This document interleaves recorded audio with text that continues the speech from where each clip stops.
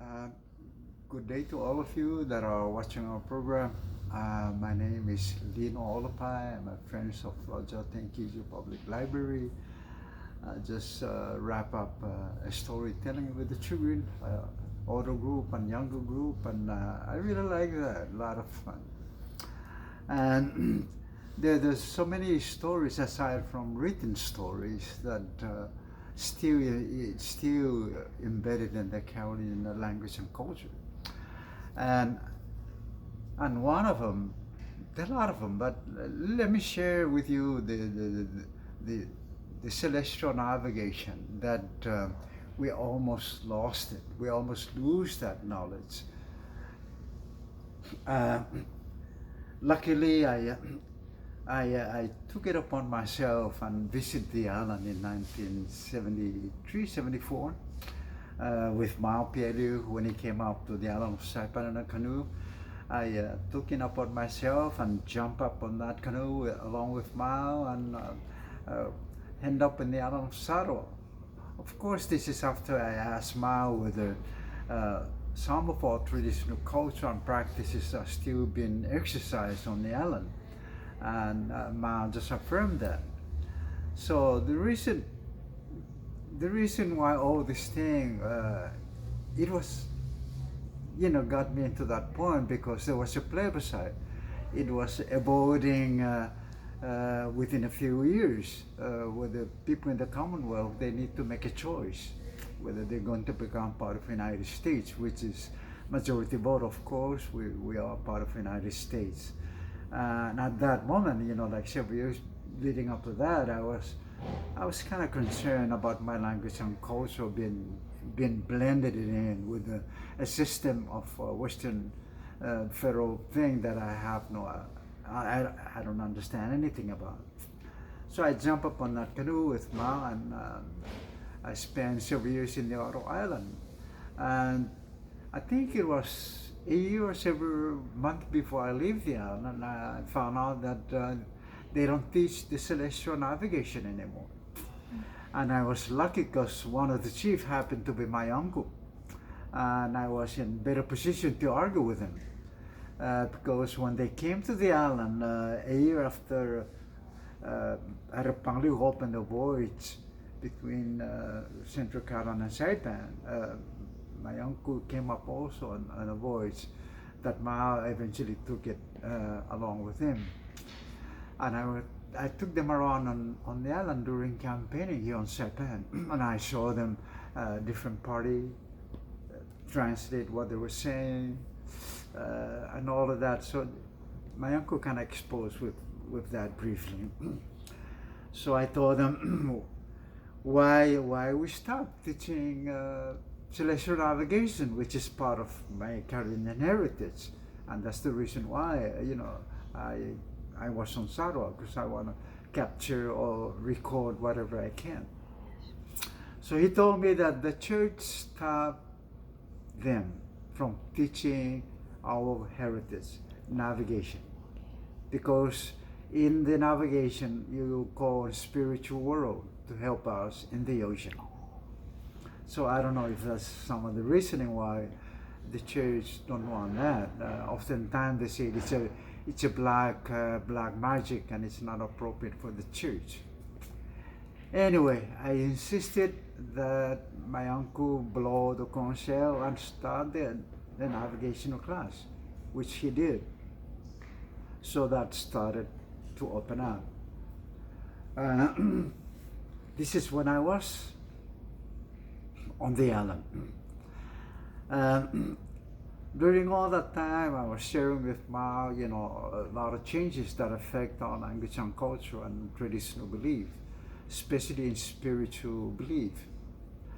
That finally, the Polynesian Voyaging Society invited Mao to navigate the Hokulea, because they were able to put the Hokulea together, but they don't have a navigator that will actually navigate Hokulea from Honolulu to Tahiti. It's the same, it seems to me like it's the same thing I was doing, leaving Saipan to go to the Central Carolina to get better understanding of my heritage. And I think that was a struggle with the native Hawaiians. They want something to kind of bring them up to the modern time. You know, that they are still a contributing community in Honolulu. So before Mao accepted the invitation, I told him some of the things that may happen. The navigation, it is such a sacred knowledge that it's a part of Carolinian culture. And I sort of share with Mao things that may not happen. And he's in better position to make that decision, whether he's going to accept that invitation and expose that sacred knowledge to the world or to the Hawaiians to get the Hokulea project, you know, off the ground. Which he did. He accepted the invitation, and I was on Sarawak. Whenever he leaves Sarawak, you know, I waited for him on Sarawak. I had to check other resources on the island to help me do my study, while Mao was helping them put the Hokulea together. And whenever Mao came back, he would share a story that a lot of lashing, you know, a lot of lashing. You lash something like that, it's a different technique. You lash something like that, it's a different technique. You lash to wood like that, it's different lashing. And whenever Mao come back, he would say, man, I need to change the lashing, because if they put the canoe in the water, it's going to be wiggling like that and it's going to fall apart. And they criticized me for doing that. They strictly want original lashing based on Captain James Cook drawing of the Hokulea. I say, Mao, do the best, because it's safe. Do the best thing to, you know, make sure everybody's okay. So he did, and he did do that. So when he came back, we start again making that voyage from Osaro to Saipan to reaffirm our family that are here on Saipan, those that are there. But in the teaching of navigation, it involves so many things that even for me today to talk about it, cannot. I'm not one of those that can do that, because I need to go through the post ceremony. Post ceremony is like going through that school. It's a passing school, like I said with the kids earlier. It's a passing school because you need to know everything there is to know about the ocean and the animals that are in the ocean. Especially if you have women and children on board, you need to know that and understand the current, the time of the weather, the distance, the provision you have on the boat, the animal you'll be encountering, and well, I mentioned animal, you know, shark that you will find. We call this epar in the school of Navy. Epar are animals that are strategically placed a certain area. It's not like the stars compass, you know, where you know north, south, east, and west. These are epar, other animals that are scattered by the spiritual world, not by us. The story behind those epar are placed there by the spiritual world, and whenever you come upon them, it will tell you where the land is. And each one of these epar, it could be a fish, could be a butterfly, could be a shark, could be a whale, could be a driftwood, could be the sandpaper, you name it.